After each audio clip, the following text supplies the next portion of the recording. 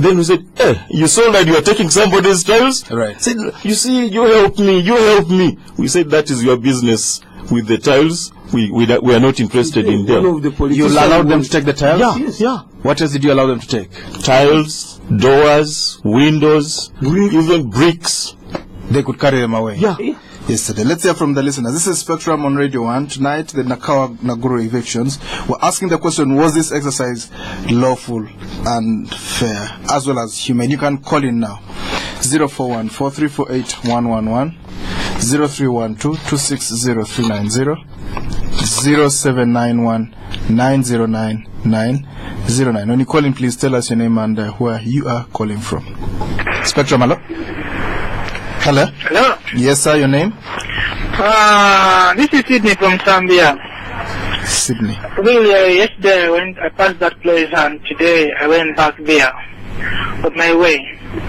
It was really unfortunate that those people were being deceived by some of the people from within, from some of the politicians. For a long time, I took the personal interest to follow up what was happening in Naguru. And I believe those people were being deceived. I had my younger brother there, Kakande, talking. I believe you should be one of them who convinced those people to stay up to the last day. Otherwise, we put it clear and government put it clear for a long time. We are going to be evicted and the warning has been on for a long time. Unfortunately, those who wanted to benefit or who benefited from that confused poor people, and they should not blame the government. I will repeat, they should not blame the government, but they should blame themselves for misleading the poor people. Thank you. Thank you very much indeed, Sydney in Zambia. Spectrum, hello? Hello? Your name, sir? Good evening, Edmond. Good evening, sir. Your name? This is Samuel Mande from Lunguja. Now, yesterday I heard the lawyer for those tenants.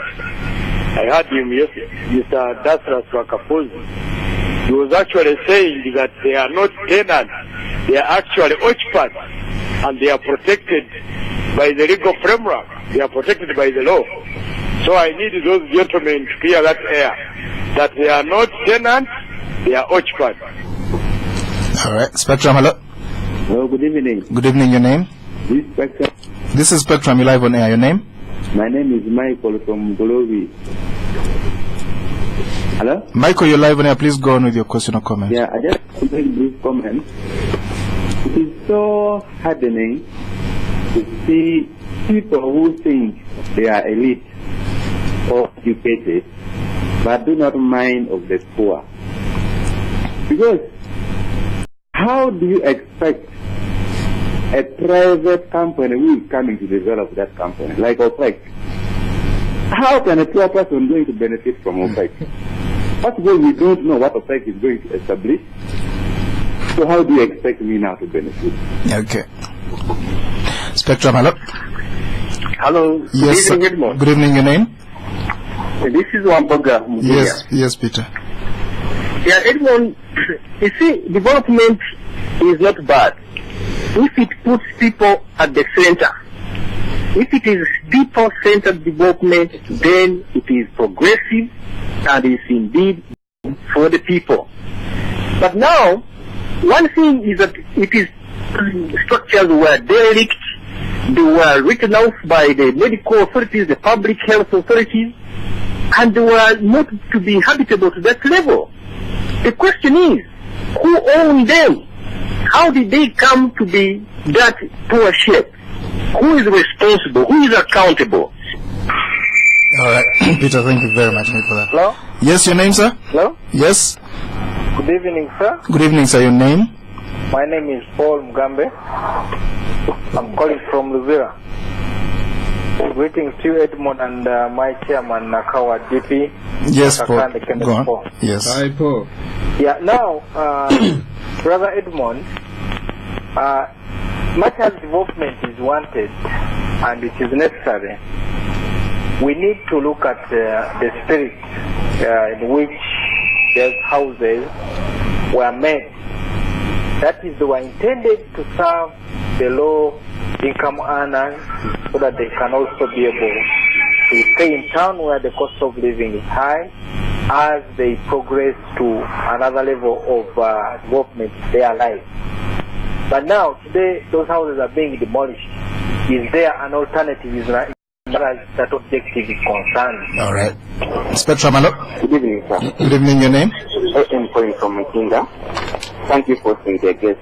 Actually, we should embrace the project, though it's painful, but it's necessary. 8 years down the line, it has been a lot. We have been missing.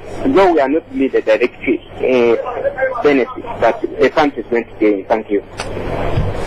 Spectrum, hello. Hello. Okay, Mr. Kakande. Yes.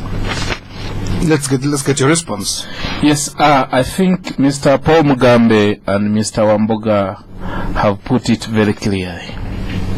Development is not bad, but it must be people-driven. The people must be at the center of this development. And the spirit under which these houses were constructed was to provide a decent living for the low-income earners. The colonialists did not chase away people first before putting up these houses.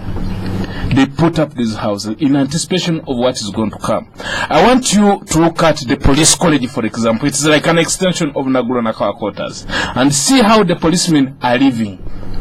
You may even think it is Naguru Nakawa. I know some people think that the police college is part of Naguru Nakawa because it is even in a worse situation. When the policeman sleeps, the legs remain outside. That is the situation. You can go there even tonight and see the dogs keep on biting them at night. This is a very bad situation. That program is on. That's how bad the situation is. That means, that's why when we started this program, I said this issue is putting in the spotlight the whole housing policy of this government. We are not all against development.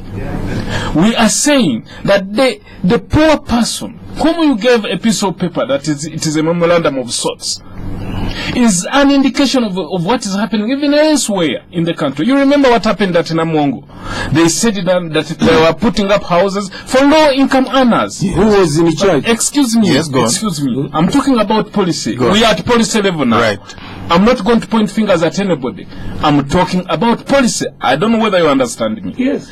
Now, if there is no poor person in Namongo, but those houses were put up to benefit the low-income earners. That is why I say, what government ought to have done, put up low-income earners' houses first.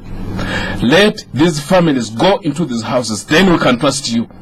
Then develop this other area. Right now what is happening, and I know a lot of money is changing hands, you see people, and it is going to come out, because in Uganda it comes out.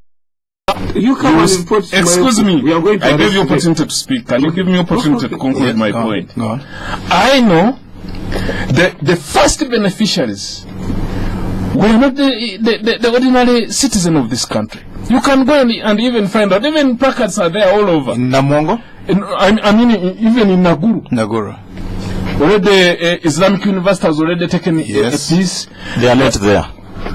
That deal was cancelled. Okay. The deal was cancelled. If it was cancelled, who made the deal? No.